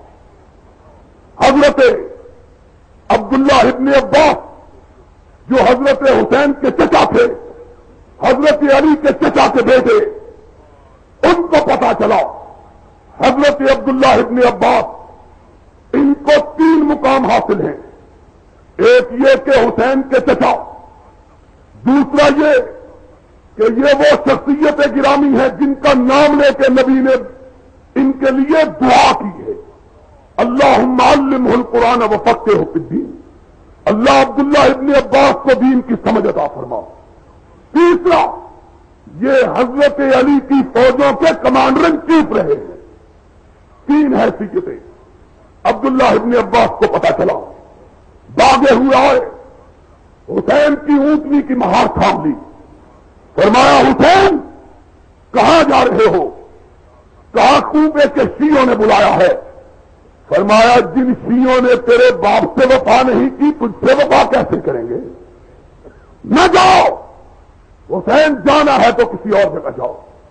اب حسین دانا اور بینا آدمی، 59 سال کے پختہ عمر کے انسان، گرم و سرد چشیدہ، عبداللہ ابن عباس کو کہتے ہیں چچا میرے راستے سے ہٹ جاؤ، میں نے جو فیصلہ کر لیا ہے اس سے پلٹنے کے لیے تیار نہیں۔ حضرت ابن عباس نے کہا حسین اگر مجھے معلوم ہو کہ میں تیرے اونٹ کے راستے میں لیٹ جاؤں گا تو رک جائے گا تو میں لیٹنے کے لیے تیار ہوں، مت جاؤ۔ حسین نے کہا چچا اب آگے اٹھے ہوئے قدم پیچھے نہیں ہٹ سکتے۔ عبداللہ ابن عباس نے تاریخی الفاظ کہے، فرمایا اگر تو نہیں رکتا تو میری پسین گوئی پھلے میں تیری داڑھی کے بالوں کو خون میں رنگا ہوا دیکھ رہا ہوں۔ جنہوں نے تیرے بڑے بھائی اور تیرے باپ سے وفا نہیں کی وہ تجھ سے بھی وفا نہیں کریں گے۔ حسین اس کے باوجود چل نکلے۔ اب ادھر ماجرا دیکھیے کہ مسلم ابن عقیل کے ہاتھ پر 32,000 سے زیادہ لوگوں نے موت کی بیعت کی۔ یزید کو پتا چلا کوفے کے صوبے کے حالات خراب ہیں، اس نے پہلے گورنر کو تبدیل کر کے عبید اللہ ابن زیاد کو گورنر بنا کے بھیجا، صرف 18 آدمی اس کے ساتھ بھیجے۔ کتنے آدمی؟ عبداللہ ابن عبید اللہ ابن زیاد این اس زمانے میں جبکہ کوفہ کی ہر گلی، ہر بازار اور ہر گھر میں حسین کے نعرے لگ رہے تھے، ان دنوں میں صرف 18 سپاہیوں کے ساتھ عبید اللہ ابن زیاد نے کوفے میں قدم رکھا۔ اس زمانے میں عربوں کا دستور یہ تھا کہ پرانے پنجابیوں کی طرح سفر کرتے ہوئے اپنے چہرے پہ چھاچھا باندھ کے رکھتے تھے، جس طرح ہمارے دیہاتوں میں دیہاتی لوگ سفر کرتے ہوئے اپنی پگڑی کا پلو اپنے منہ پہ باندھ لیتے ہیں، اسی طرح عربوں کا دستور تھا کہ چہرے پہ گرد و غبار نہ پڑے۔ عبید اللہ ابن زیاد اپنے چہرے پہ چھاچھا باندھے کوفے کے بازاروں میں داخل ہوا۔ لوگوں کو حسین کا انتظار تھا، انہوں نے سمجھا حسین آ گیا ہے، سارا کوفہ نکل کے باہر آ گیا۔ جہاں سے گزرتے لوگ کہتے ہیں السلام علیکم یا ابن رسول اللہ، رسول کے بیٹے تجھ کو سلام ہو۔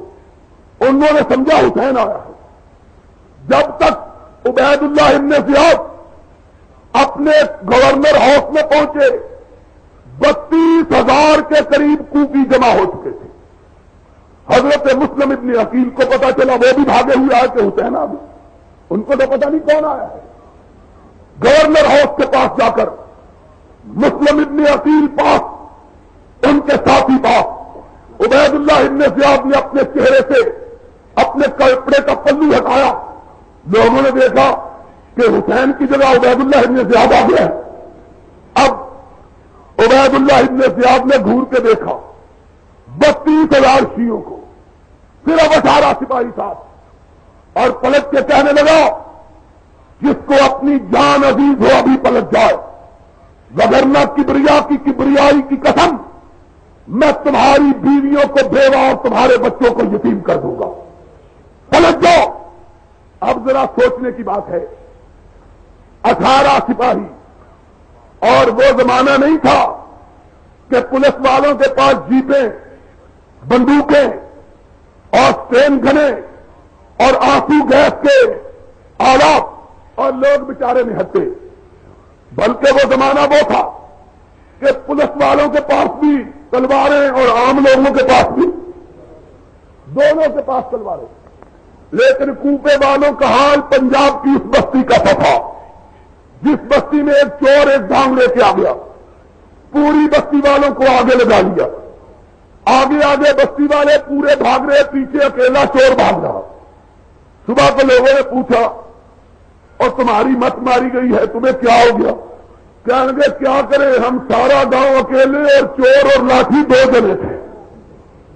یہ کوپے کے لوگوں کا حال، 18 سپاہی، 32,000 جوان، 18 کو دیکھ کے لوگوں نے کھسکنا شروع کیا۔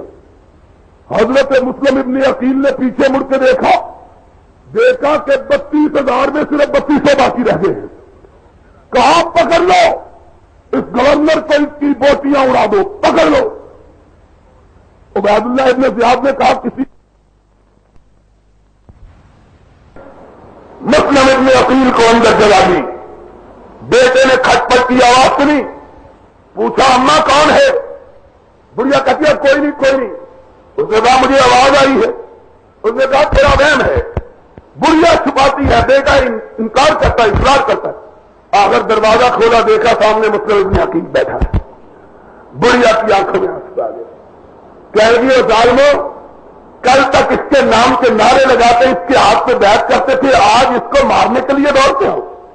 خدا کا خوف کرو، یہ رسول کے نواسے کا نمائندہ اور رسول کے بھائی کا بیٹا، کوئی ظلم نہ کراؤ۔ اس نے جلدی سے آگے بڑھ کے ہاتھ کو بوسہ دیا۔ اس نے کہا میں تو جانوروں کے پیر چومنے والا ہوں، یہ تو انسان ہے، میں تو بڑا فرما بردار خادم خدمت گزار، ہاتھ چومے پاؤں چومے۔ کہنے لگا ہمارے تو بھاگ جاگ اٹھے، ہمارے گھر میں نارائن آ گئی، ہمارے گھر میں دیوتا آ گئے۔ ماں بیچاری دھوکہ کھا گئی۔ اس نے کہا ہاں کسی کو بتلا نہیں۔ کہا ماں ایسی بات کیا کرتی ہو؟ تھوڑی دیر گزری کہ بیٹے صاحب وضو کرنے لگے۔ اس نے کہا کیا بات ہے؟ ابھی تو فجر کی اذان بھی نہیں ہوئی۔ کہنے لگا ماں شکرانے کے طور پہ تہجد پڑھنے لگا ہوں، آج رسول کے نواسے کا ہلکارا ہمارے گھر آیا ہے۔ ماں بڑی خوشی، آج تہجد پڑھنے لگا۔ کہتا ہے ماں جی چاہتا ہے مسجد میں جا کے پڑھوں نفل، اس مسجد میں جس مسجد کو اس کے چچا علی نے بنوایا ہے۔ ماں نے دروازہ کھولا، وضو کر کے سیدھا گورنر ہاؤس پہنچا۔ عبید اللہ ابن زیاد کو کہنے لگا آؤ میں تمہارا شکار اپنے گھر میں پھنسا کے آیا۔ ان کی حالت یہ، حضرت مسلم ابن عقیل شہید ہوئے، قافلہ حسین مکہ سے رخصت ہو چکا ہے، چند منزل قافلہ طے کیا، حسین کو خبر ہوئی مسلم ابن عقیل اس طرح بے یار و مددگار، بے کسی اور بے بسی کی موت مارے گئے ہیں۔ پلٹنے کا ارادہ کیا، کیا کوئی ماں کا لال دکھاؤ تو صحیح جو اس کا انکار کرے۔ حسین نے پلٹنے کا ارادہ کیا، مسلم ابن عقیل کے بھائی بیٹھ کے کہہ رہے حسین ہمارا بھائی مرا ہے، ہم پلٹنے کے لیے تیار نہیں ہیں۔ حسین نے دیکھا یہ پلٹنے پر آمادہ نہیں، فرمایا اگر تم پلٹنے پر تیار نہیں تو میں بھی نہیں پلٹتا۔ چلا قافلہ کنبے میں، اب جتنی تلواریں ہیں وہ عبید اللہ ابن زیاد کے ساتھ ہیں۔ لوگ وہی لوگ جو کل تک حسین حسین کا نعرہ بلند کرے تھے، آج یزید یزید کے نعرے بلند کر رہے ہیں۔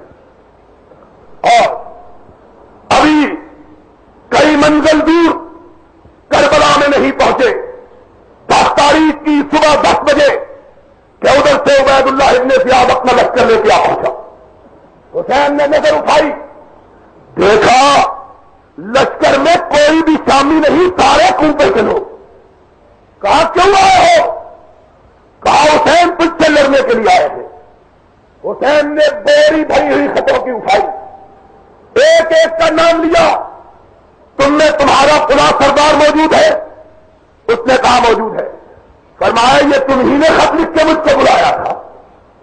کہا بلایا تھا غلطی ہو گئی تھی. کہا اگر غلطی ہو گئی تھی تو اب کم از کم گھر میں بیٹھے رہتے, مجھے میرے خلاف لڑنے کے لیے تو تھا. ایک ایک کا نام لیا. پھر بات بڑی, کہا اپنے سردار کو بلاؤ, اس طرف سے کمانڈر آگے بڑھا. کیا بات ہے؟ کہا میری 3 شرطیں ہیں. مجھ کو واپس پلٹ جانے دو. مجھ کو واپس سنا بات. کہا مجھ کو واپس, میں مکے واپس چلا جاتا ہوں, مجھ کو چھوڑ دو. کہا یہ ممکن نہیں ہے. کہا پھر مجھے بارڈر پہ بھیج دو, کافروں کے خلاف لڑتا ہوا شہید ہو جاؤں گا.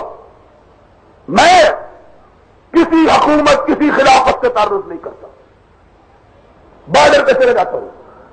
کہا یہ بھی منظور نہیں ہے. تیسری بات, کہا مجھ کو یزید کے پاس لے چلو, جو وہ میرے ساتھ فیصلہ کرے گا مجھے منظور ہوگا. اس نے کہا ہم کو یہ بھی منظور. اور سمجھ میں آ رہی ہے کہ نہیں؟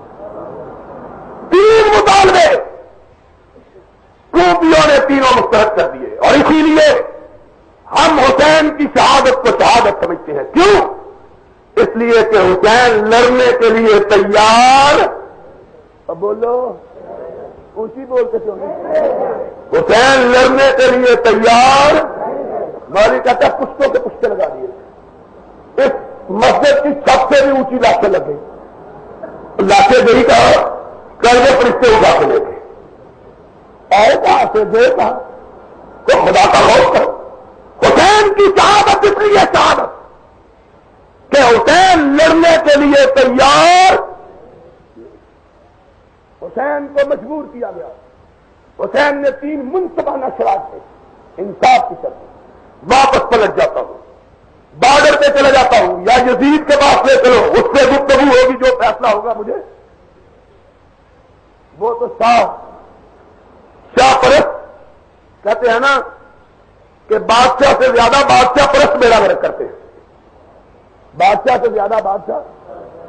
ضیاء کتنے بیان نہیں دیتا جتنے چمچے بیان دیتے ہیں. کہتے اسلام کا پاور ٹوٹ جائے گا ضیاء چلا گیا تو. ہم نے کہا ضیاء اپنا ہو گیا, منجی کا پھیرو ہو گیا, یہ اگر نہیں رہے گا تو پاوا ٹوٹ جائے گا. کوئی خدا کا خوف کرو. اس کے آنے جانے سے کیا ہوتا ہے؟ لوگ آتے بھی رہتے ہیں, جاتے بھی رہتے ہیں. وہ کہتے ہیں نا کہ پیرا نمی پرانند مریدا نمی پرانند, کہ پیر تو بیچارہ بیٹھنے چاہتا ہے, مرید بیٹھنے نہیں دیتے. اور کہہ رہے ہیں امیر المومنین علیہ الصلوۃ والسلام. اب جناب حال یہ ہے کہ وہ بادشاہ پرست زیادہ, انہوں نے کہا نہیں ہم تو بیعت کر کے جانے دیں گے. لڑائی ہوئی, 11 بجے سے قریب جنگ ہوئی, 1:30 بجے سے قریب جنگ ختم ہو گئی. اور یہ بھی اس لیے ہوئی کہ عربوں کا رواج یہ تھا ایک ایک کر کے پہلے لڑتے تھے, ایک ایک کر کے. سارے حسین کے ساتھی شہید ہوئے, باقی ایک بچا مردوں میں سے, جس کا نام کیا تھا؟ زین العابدین. اب ذرا یہاں رک کے ایک مسئلہ آپ سن. ذاکر کربلا کے شہیدوں کا نام لیتا ہے, سنتے ہو کہ نہیں؟ کہتے ہیں فلاں شہید ہوا, فلاں شہید ہوا, فلاں ہوئے. کون کہتا ہے؟ اون شہید ہوئے, محمد شہید ہوئے, عرفہ ابن اوسجہ شہید ہوئے, تمیمی مارا گیا, فلاں. اور میں نے پوچھا, اور تم بھی یاد کر لو مسئلہ, تم بھی کبھی پوچھ لو ذاکر کو. میں نے کہا ساروں کے بیٹوں کے نام لیتے ہو, حسین کے باپ کے بیٹوں کا نام کیوں نہیں لیتے؟ نہیں سمجھ آئی. اور دوسروں کے بیٹوں کا نام لیتے ہو کہ جعفر طیار کے بیٹے مارے گئے, عقیل کے بیٹے مارے گئے, عبداللہ ابن جعفر کے بیٹے مارے گئے, اوسجہ کا بیٹا مارا گیا. اور یہ کیوں نہیں بتلاتے کہ علی کا بھی کوئی بیٹا شہید ہوا ہے کہ نہیں؟ کیوں نہیں بتلاتے؟ کیوں نہیں بتلاتے؟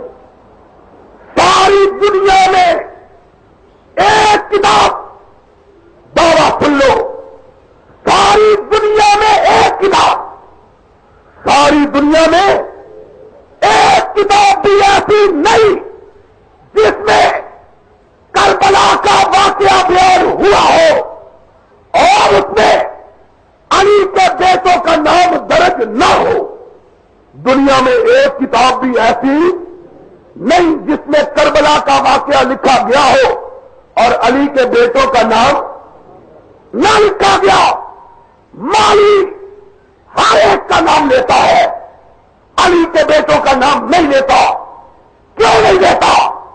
اس لیے نہیں لیتا کہ کربلا کے واقعے کی کتابوں میں لکھا ہے حسین کے ساتھ لڑتے ہوئے, حسین کی حمایت کرتے ہوئے, حسین کے جھنڈے کے نیچے تلوار چلاتے ہوئے سب سے پہلے جو شہید ہوا وہ علی کا بیٹا ابو بکر تھا. پھر جو شہید ہوا وہ علی کا بیٹا عمر تھا. پھر جو شہید ہوا وہ علی کا بیٹا عثمان تھا. نام اس لیے نہیں لیتے کہ اگر ابو بکر عمر اور عثمان کے نام آئیں گے سننے والے کہیں گے ان سے تو دشمنی تھی, علی نے ان کے نام پہ اپنے بیٹوں کے نام کیوں رکھے؟ اس لیے کہ دشمنوں کے بیٹوں کے نام پہ کوئی بندہ اپنے بیٹوں کے نام رکھتا. کس کے نام پہ نام رکھتے ہیں؟ اب بولو, کس کے نام پر؟ دوستوں کے بیٹوں کے نام پر. پوچھے گا, روتا ہوا ہوش میں آ جائے گا یہ ابو بکر کہاں سے آ گیا, یہ عمر, یہ عثمان. پھر سب کا نام لیتے ہو, حسن کے بیٹوں کا نام کیوں نہیں لیتے؟ کربلا کے جو شہید ہوئے ان میں حسن کا بیٹا ابو بکر تھا, حسن کا بیٹا عمر تھا, حسن کا بیٹا عثمان تھا. سب کے نام لیتے ہو. اصغر اکبر یہ تم نے نام رکھے. جاؤ کسی پرانی معتبر کتاب میں اصغر اکبر کا نام دکھاؤ. جانتے ہو نام کیوں رکھے؟ چھپانے کے لیے کہ حسین کا جو پہلا بیٹا شہید ہوا حسین کا اپنا بیٹا اس کا نام ابو بکر تھا, حسین کا جو دوسرا بیٹا شہید ہوا اس کا نام عمر تھا, حسین کا تیسرا بیٹا شہید ہوا اس کا نام عثمان تھا. اگر یہ تکرار ہوگی ابو بکر ابن علی, ابو بکر ابن حسن, ابو بکر ابن حسین, عمر ابن علی, عمر ابن عثمان, عمر ابن حسن, عمر ابن حسین, عثمان ابن علی, عثمان ابن حسن, عثمان ابن حسین. لوگ پوچھیں گے کہ اتنے نام کہاں سے آ گئے؟ یہ کہاں سے آ گئے؟ شہید ہوئے سب, باقی ایک بچا جس کا نام کیا تھا؟ علی. جس کا نام کیا تھا؟ علی زین العابدین رحمت اللہ. بیمار تھے, انہی کو بیمار کربلا کہا جاتا ہے.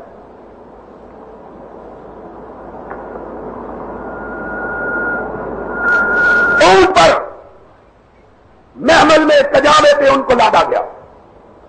چلے اب ذرا سنو بات کو.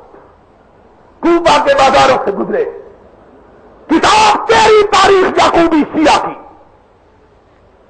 علی زین العابدین کوفہ کے بازاروں سے گزرے, دیکھا لوگ رو رہے ہیں, عورتیں بھی رو رہی ہیں اور مرد بھی رو رہے ہیں. اپنے سر کو اٹھایا, بہن نے آسرا دیا, کہا بہن یہ کون لوگ ہیں؟ کہا یہ تیرے باپ کے شیعہ, کوفے کے شیعہ ہیں. کہا بہن یہ کس کو روتے ہیں؟ بہن نے جواب نہیں دیا. آس پڑوس چلنے والوں نے جواب دیا زین العابدین یہ تیرے باپ کو روتے ہیں. تاریخی الفاظ اور شیعہ کتاب کے. کہا من قتلہ اذن, اگر کوفی میرے باپ کا ماتم کرتے ہیں تو مجھے یہ تو بتلا دو میرے باپ کا قاتل کون ہے.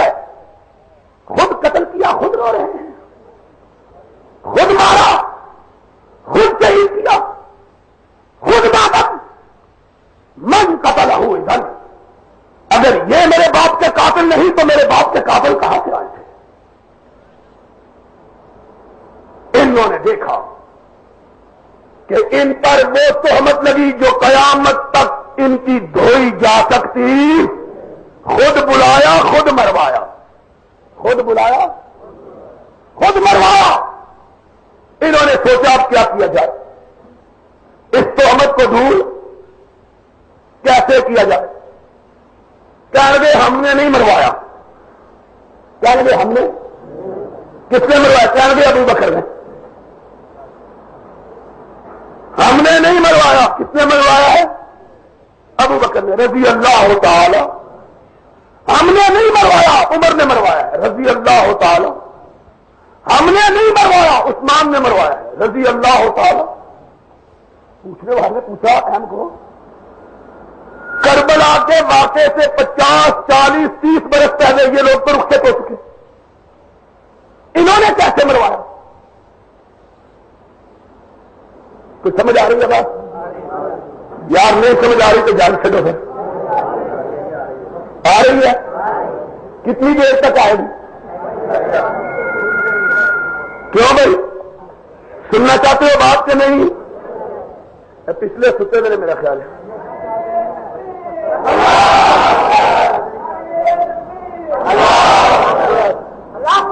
بس یار بس کہا انہوں نے نہیں مروایا، انہوں نے مروایا۔ اس نے کہا کیسے؟ عقل کی بات کرو، یہ تو واقعے سے 30 40 50 برس پہلے جا چکے۔ کہہ رہے وہ تو ٹھیک ہے لیکن ہاتھ ہی نہیں کا ہے۔ ہم نے کہا ان کا ہاتھ کیسے؟ کہہ رہے نہ یہ اس کے باپ سے خلافت چھینتے نہ یزید اس سے چھینتا، نہ یہ اس کے باپ سے خلافت چھینتے نہ یزید ان سے چھینتا۔ وہی میں نے کہا کبھی کبھی کہا کرتا ہوں، کسی شاعر نے کہا تھا مگس کو باغ میں جانے نہ دیجو کہ ناحق خون پروانے کا ہوگا، کہ پروانہ جو شمع پہ جلتا ہے یہ پروانے کا شمع کا قصور نہیں، کس کا ہے؟ شہد کی مکھی کا۔ شہد کی مکھی کا کیا کرنے کا بھلے مانے؟ کہہ رہا شہد کی مکھی باغ میں گئی، وہاں پھول لگے، اس نے ان کا رس چوسا، اس رس چوس کے شہد کا چھاتا بنایا، وہاں شہد سجایا، شہد کے چھاتے سے موم بنا، موم سے موم بتی بنی، موم بتی جلی اور اوپر پروانہ آیا۔ اس لیے قصور موم بتی کا نہیں شہد کی مکھی کا ہے۔ یہ بات ہوگی کہہ دے نا خلافت ابو بکر عمر عثمان رضوان اللہ علیہ اجمعین علی سے چھینتے، اور نہ ہی یزید حسین سے چھینتا، اور نہ ہی یہ واقعہ کربلا ہوتا۔ اس لیے معلوم ہوتا ہے قصور ان کا ہے۔ ہم نے کہا اگر صدیق و فاروق نے علی کی خلافت چھینی تھی، ٹھیک ہے نا، اور یہی سنتے رہے ہو نا 10 دن، یہی ہے نا بات، مگر میں صدیق و فاروق کا تذکرہ کیوں؟ مسئلہ تو خلاف، اور مسئلہ ویسے حل نہیں ہو سکا تو اذانوں میں کیا لگے علی ولی اللہ وصی رسول اللہ خلیفۃ بلا فصل۔ کسی نے کہا کہ تیرے شریک کا چہرہ سرخ ہے، کہا گا کوئی بات نہیں میں تھپڑ مار مار کے سرخ کر لوں گا۔ بن نہیں سکا، یہ اذان سے بنا رہا ہے مولوی، سمجھتا ہے میری اذان دینے سے علی خلیفہ بن جائے گا۔ علی ولی اللہ وصی رسول اللہ خلیفہ تو ہوں، یعنی رسول کا بلا فصل خلیفہ کون ہے؟ تیری اذان سے تو نہیں بن جائیں گے، تیری اذان سے کیا فائدہ؟ کہتے ہیں انہوں نے چھینی۔ ہم نے کہا نقل کی بات بعد میں کریں گے، عقل کی بات پہلے سن لو۔ اگر انہوں نے چھینی تھی جس طرح یزید نے چھینی تو حسین نے یزید کے خلاف خروج کیا تو باپ نے ابو بکر کے خلاف کیوں نہیں کیا؟ اگر نہیں سمجھ نہیں آئی، آئے گی تو تمہیں تو میں کہاں آ رہی ہے، نہیں آئی، اس لیے نہیں آئی کہ تمہارے بقول جب حسین کی خلافت چھینی گئی تو بوڑھے تھے، 60 سال کے بوڑھے تھے، اور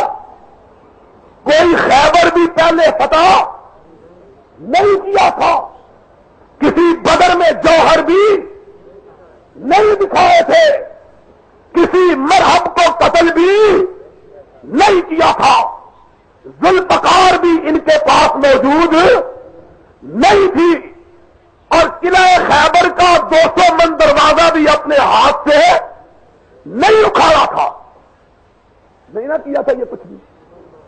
بڑھاپے کے باوجود خلافت چھننے پر خبر اور خاموشی اختیار نہیں کی، اور تمہارے بقول جب علی سے چھینی گئی تو اس وقت وہ 30 سال کا جوان رانا تھا، 30 سال کا جوان۔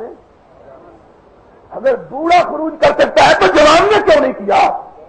اور نہیں سمجھ آئی، جس دن نبی کائنات صلی اللہ علیہ وسلم کی وفات ہوئی ہے، نبی کا انتقال ہوا ہے، نبی فوت ہوئے ہیں، آج حدیث مولوی بھی پراپوگنڈے سے مرو اور کہتے ہیں وصال ہوا ہے۔ کیا وصال ہوا ہے؟ یہ کہاں کا لفظ ہے؟ کون سے قرآن میں، کون سی رسول کی حدیث میں؟ چھوڑو مبالغ پسندیوں کو، لوگوں کی پہچانیوں کو مت دیکھو، رب کے قرآن کو دیکھو۔ انکا میتن وانہم میتون، تو بھی میرے نبی مرنے والا، یہ بھی لوگ بھی۔ مولوی ڈرتے وصال ہو گیا ہے۔ اگر اتنا ہی ڈرتے ہو تو ان کی طرح جرت سے کہو جو یہ کہتے ہیں نبی جب فوت ہوئے، نہیں وہ تو فوت کہتے ہی نہیں، کہتے ہیں نبی کو جب دفنانے کے لیے نکلے تو نبی آنکھیں کھول کے باتیں کر رہا تھا، یہ ملا نے لکھا۔ اور ایک نے یہاں تک لکھا معاذ اللہ ثم معاذ اللہ کہ نبی اسی طرح اپنی قبر میں زندہ ہے جس طرح دنیا میں زندہ تھا، یہی نہیں بلکہ نبی پر اس کی عورتیں پیش کی جاتی ہیں، معاذ اللہ۔ مولوی تیرا دماغ کہاں تک پہنچا ہے؟ تیرے دماغ پہ جنت سوار ہے، اور ہم نے اپنی کتاب میں حوالہ دیا بجائے اس بات کے کہ جرت کر کے تردید کرتے چل گئے کتاب ضبط کر لو۔ کبھی حق بھی ضبط ہوا ہے اور مردہ پرست وزیر کر گئے ضبط ہو گئی، ہم نے کہا تیری ضبطی کو ہم مانتے ہی نہیں، انشاءاللہ ایک دن آئے گا تیری وزارت بھی ضبط اور تو بھی ضبط ہو جائے گا۔ حق کبھی ضبط ہو سکتا کر کے دیکھ لو۔ ہم نے کبھی اللہ کی رحمت سے کسی غیر خدا سے ڈرنا نہیں سیکھا ہے۔ ان کو تو دعائی غیر اللہ کی آتی ہے، کتاب بند کروانے کے لیے بھی غیر اللہ کی دعائی، غیر اللہ کی دعائی۔ تو میں یہ کہہ رہا تھا نبی پاک حضرت محمد الرسول اللہ صلی اللہ علیہ وسلم کی وفات کے بعد وقت حضرت علی کی عمر کتنی تھی؟ 30 برس، اور 30 برس کا آدمی جوان رانا ہوتا ہے، 30 برس کا آدمی جوان بھرپور جوانی 30 سال کی ہوتی ہے۔ اگر 60 سال کا بوڑھا اپنے حق کے چھننے پر خروج کرتا ہے تو 30 سال کے جوان نے کیوں نہیں کیا؟ اور 30 سال کا جوان وہ ہے، کتنے گیا تھا مولوی عبدالغفور بھائی صاحب بیٹھے ہوئے نا، ان کے ایک یار نے لکھا تھا جنگ اخبار میں، کہا کہ حضرت علی لڑتے لڑتے خیبر کے میدان میں ان کی ڈھال ٹوٹ گئی، یاد ہے مولانا کہ نہیں؟ کہا کہ ڈھال ٹوٹ گئی، ڈھال جانتے ہو ایک تلوار ہوتی ہے، اور ایک تلوار سے بچاؤ کے لیے لوہے کا ایک توا سا بنا ہوتا ہے، گولا تھا، تلوار اس سے مارتے ہیں سینے میں وہ آگے کر دیتا ہے لوہے کا تاکہ تلوار اس کو لگے جسم، کہتے ہیں لڑتے لڑتے ڈھال ٹوٹ گئی۔ اچھا جی پھر کہیں گے اب بچاؤ کے لیے کوئی چیز نہیں تھی، پھر کہیں گے سامنے خیبر کا دروازہ تھا قلعے کا، اور دروازہ کتنا وزنی تھا؟ کہیں گے 40 آدمی مل کے اسے کھولتے اور بند کرتے تھے، 40 آدمی دھکا لگاتے تھے تب بند ہوتا تھا۔ 100 گز لمبا 40 گز چوڑا، کوئی 100 من کا تو ہوگا 200 من کا ظاہر ہے۔ حضرت علی نے دیکھا اور کچھ نہیں، وہ دروازہ کڑے میں ہاتھ ڈالا، بایاں ہلایا، زور سے دھکا دیا، دروازہ اکھڑ کے ہاتھ میں آ گیا، اس کو ڈھال بنا دیا، تلوار چلانے لگے۔ میرا بچہ جب میں پڑھ رہا تھا یہ واقعہ جنگ میں چھپا رہا تھا، تو شیعہ کتابوں میں ہے، سنیوں کی بھی تو مت ماری گئی ہے نا، اس نے بھی لکھ دیا۔ بدقسمتی سے وہ بریلوی نہیں تھا، اس نے یہ واقعہ لکھا۔ میرا بیٹا کہنے لگا ابو یہ 100 گز لمبا 40 گز چوڑا تلوار کہاں سے چلا رہے تھے؟ میں نے کہا بیٹا درمیان سے کھڑکی نکال لی تھی تلوار سے۔ میں نے کہا اگر عقل کی بات کرے تو آدمی گپ کیسے مار سکتا ہے؟ گپ تو سب مارتا ہے جب سارے سننے والے بیوقوف ہو۔ کہا اتنا بہادر، ہم نے کہا تمہاری بات مان لیتے، جو اتنا بہادر تھا 200 من وزنی دروازہ ایک ہاتھ میں اتار لیتا تھا، اس نے کیوں نہیں خروج کیا؟ اگر خلافت چھینی گئی ہوتی تو شیر خدا، فاتح خیبر، سارے مرحب، جنگ بدر کے ہیرو، مارکہ حنین میں جہاد کرنے والے اس علی کو خروج کرنا چاہیے تھا، کیوں نہیں کیا؟ بیٹے نے اگر کیا تو باپ نے کیوں نہیں کیا؟ اور باپ کی قوت کا تیری کتاب تفسیر کے اندر لکھا ہوا ہے، ان کی تفسیر بھی دیکھ لینا، تیری تفسیر صافی میں لکھا ہے علی اتنا بہادر تھا۔ ایک دن ابو بکر نے کوئی بات کی، مزاج پہ ناگوار گزری، پاؤں زمین پہ مارا، زمین پہ زلزلہ طاری ہو گیا، زمین اس طرح ہلنے لگی جس طرح گھڑی جو پرانی ہوتی تھی اس کا پینڈولم گرتا ہے۔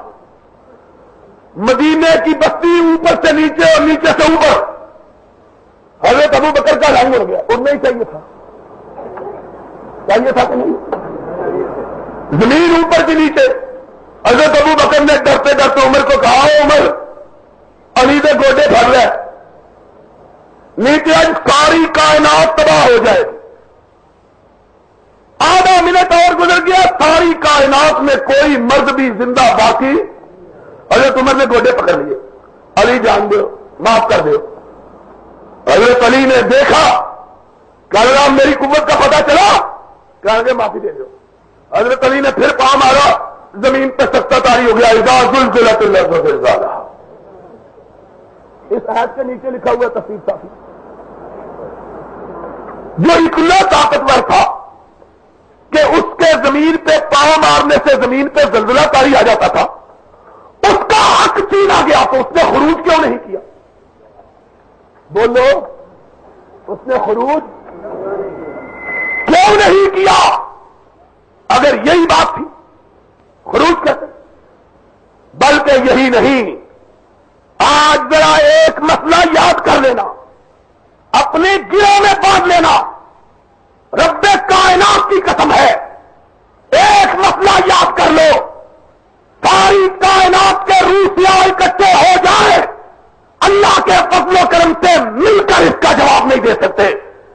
ان سے پوچھو، اگر علی کا حق مارا گیا تھا تو تمہاری ساری کتابوں کے اندر، کافی کلینی کے اندر، تہذیب الافکار کے اندر، الارشاد کے اندر، اعلام الورا کے اندر، کشف الغمہ کے اندر، جلاء العیون کے اندر، حیات القلوب کے اندر، منتہی الاعمال کے اندر، تمہاری ساری فقہ کی کتابوں میں یہ کیوں لکھا ہوا ہے کہ حضرت علی مرتضیٰ رضی اللہ تعالی عنہ صدیق اکبر کی خلافت میں چیف جسٹس مقرر کیے گئے، اور آپ نے قاضی القضاء کی حیثیت سے جب تک ابو بکر زندہ رہے قاضی القضاء کی حیثیت سے ملک میں قضات کے فرائض سر انجام دیتے رہے۔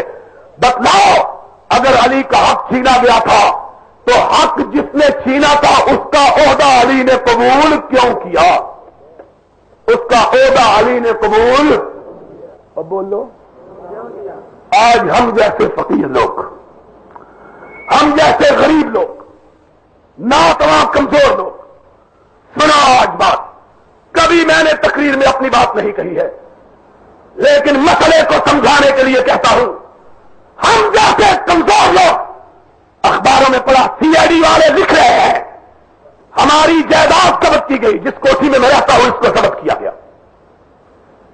اس امارت المومنین کے دور میں، اس خلیفۃ المسلمین کے دور میں میری جائیداد ضبط کی گئی۔ جرم کیا تھا؟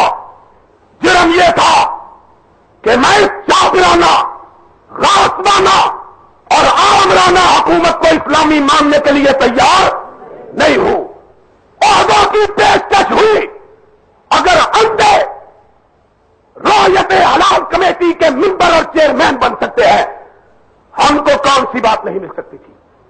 ہم نے کہا سن لو، جائیداد ضبط کر لو، میں نے کہا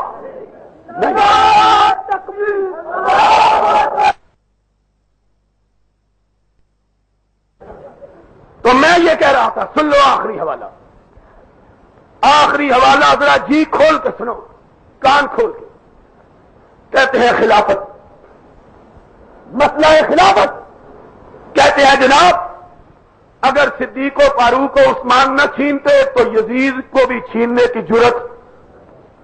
ہم نے کہا ایک منٹ کے لیے مان ہی لیتے ہیں کہ صدیق و فاروق و عثمان نے چھین لی تھی، مان لیتے ہیں، اور پھر تو علی کے قبضے میں آ گئی تھی، بولو آئی کہ نہیں؟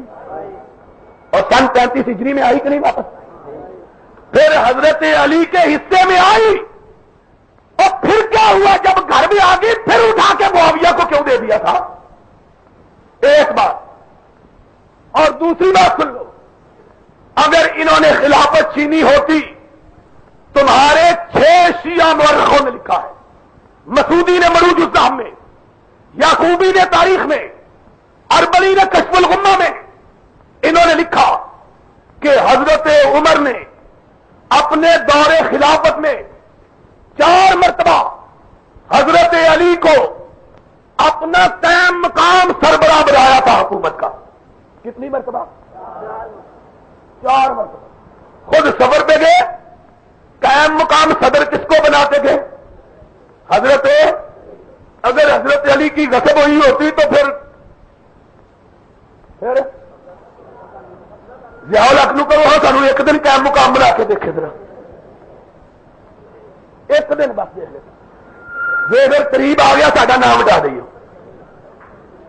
اگر حضرت علی رضی اللہ تعالی عنہ یہ سمجھتے فاروق و صدیق نے میری خلافت چھینی، تو جب قائم مقام صدر بنے، حکمران بنے، مدینے کے سربراہ بنے، تو اس وقت ان کو واپس دینا چاہیے نہیں تھی، لیکن کیا ہوا؟ جانے لگے عمر قائم مقام بنا کر، گھوڑے کی لگام تھام دی، کہا عمر مت جاؤ، اگر تم پہ استاد آ گئی تو مومنوں کی امت باقی نہیں رہے گی۔ انکا کل قطب للرحا، اے عمر تو چکی کے لیے اس کے کیر کی طرح اور تسبیح کے دانوں کے لیے ان کے امام کی طرح ہے۔ اگر امام موجود نہ ہو تو تسبیح کے دانے موجود۔ اگر علی ان کی خلافت کو درست نہ مانتے تو پھر حضرت علی کو ان کی اتنی خیر خواہی کی ضرورت نہیں تھی۔ معلوم ہوتا ہے کہ علی بھی سچا، حسن بھی سچا، حسین بھی سچا، صدیق بھی سچا، فاروق بھی سچا، ذوالنورین بھی سچا، رضوان اللہ علیہ مجمعین، اور جھوٹے رہ گئے ہو تو تم ہی رہ گئے ہو۔ اگر ان کی آپس کی محبت، ایک دوسرے کا احترام نہ ہوتا، ایک دوسرے سے تعلقات نہ ہوتے، تو کبھی اس طرح کے واقعات دنیا کی تاریخ میں موجود نہ ہوتے۔ اللہ سے دعا ہے اللہ ہمیں حقائق کو سمجھنے، حق پر عمل کرنے اور نبی کے صحابہ کی محبت کو اپنے سینوں میں بسانے کی توفیق عطا فرمائے۔ وآخر دعوانا ان الحمدللہ رب العالمین۔